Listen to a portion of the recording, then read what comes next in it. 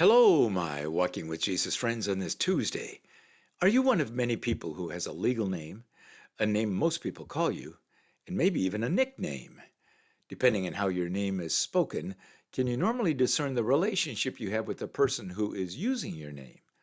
Join me again today as we watch Jesus invite a very special person to leave his ugly business and follow Jesus. Three of the Gospels give us this story: Matthew chapter 9, Mark chapter 2, and Luke chapter 5. The main difference between these three accounts is the name of the person Jesus invited. Luke and Mark both refer to him as Levi, son of Alphaeus, whereas Matthew calls himself Matthew. So who is this guy, and why did Jesus invite him? As we have seen very often in the Bible, Jewish men were identified by their name and the name of their father, sometimes even also their grandfather. Lineage was very important in Jewish culture. Interestingly, in the listing of the 12 men Jesus called to be his disciples, there is a certain man named James, son of Alphaeus, not to be confused with James, son of Zebedee, and his brother John, Mark chapter 3. But we have no indication James and Matthew were sons of the same father, Alphaeus. We conclude that their fathers happened to have the same name, and of course those Alphaeuses would then be distinguished from each other by the names of their fathers or grandfathers.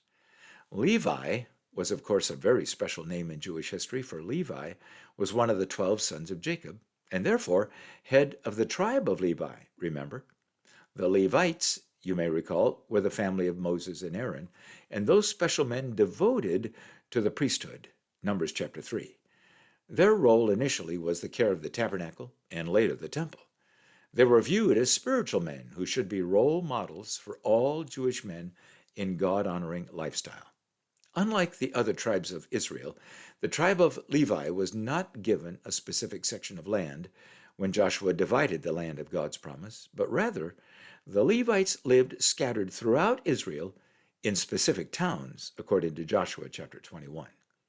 We don't know why this man, whom Jesus called, was named Levi, nor if his lineage was a Levite family. But we can assume there were expectations of him from the time he was a little boy. What expectations? That he'd be a God-honoring man, like a good Levite. Matthew is a name that means gift of Yahweh. Thus, we presume Alphaeus and his wife viewed their son as a gift from God and probably had very high expectations of the impeccable life their son would live. Can we imagine the family pain and humiliation, therefore, when Levi Matthew agreed to serve the Roman government as a tax collector based in Capernaum, his home region of Galilee? Traitor would be an appropriate word for how Levite Matthew would be viewed by all Jews who had any contact with him. Why?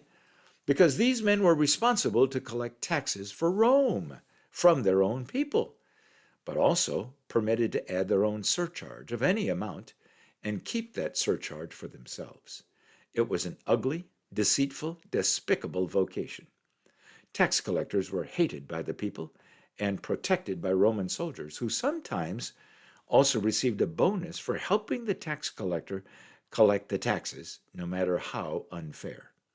Similar to the shock when Jesus went to Sychar, the Samaritan town, spoke with a Samaritan woman, and stayed with the Samaritans for 2 days, according to John chapter 4, so was the shock when Jesus sat at the tax collector's booth in Capernaum, talking with Levi Matthew, the hated tax collector. Pause for a moment. As you think about the people you see in your normal journey of life, are there some people you simply can't imagine God actually loves and cares about? Are there some despicable people in your world that if God asked you to extend his love to them, it would be very, very difficult for you to do so? It's safe to assume for all those who are already following Jesus, like Peter and Andrew, James and John, Philip and Nathanael, as they watched Jesus speak with Levi Matthew, it made their stomachs churn and perhaps their skin crawl. Do you know what I mean? And then the unthinkable happened when Jesus, perhaps reaching across the counter and extending his hand to Matthew, said, "Follow me." Mark chapter 2, verse 14. All eyes watched as Matthew looked around, closed his tax books, closed the shutters on his tax booth, locked the door behind him and walked toward Jesus. A despicable traitor of a man was experiencing life transformation in full view of everyone. Evidently, Levi Matthew, the tax collector, invited Jesus to come to his home, and he threw a dinner party and invited his friends. Of course, the only friends Levi Matthew had were other tax collectors and their kind. Amazingly, at least some of his disciples also sat and ate with Jesus and Matthew's friends, but I doubt they had much of an appetite, according to Mark chapter 2, verse 15. All three gospel writers tell us the religious teachers and Pharisees couldn't handle this, and they peppered Jesus' disciples with questions, including, why does he eat with tax collectors and sinners? Mark chapter 2, verse 16. I find no response from the disciples, and maybe it's because Jesus jumped in and answered the rude question for himself, saying, "It is not the healthy who need a doctor, but the sick. I have not come to call the righteous, but sinners to repentance." Luke chapter 5, verse 31. The story closes abruptly, leaving that statement hanging in the air. What do you think Jesus meant? The Bible makes it clear there are no righteous people, according to Romans chapter 3. But of course, we know there are many people who think they don't need God's help, and they're good enough. Likely, we also each know someone who was shocked when their doctor gave them a frightening report that they had a terrible illness, but they felt perfectly normal. I was one of those people 10 years ago. Jesus was using Levi Matthew as a remarkable example of people who know they need God's help and are ready to respond, while around them are so many people who have no need for God, yet are dying in their sinfulness.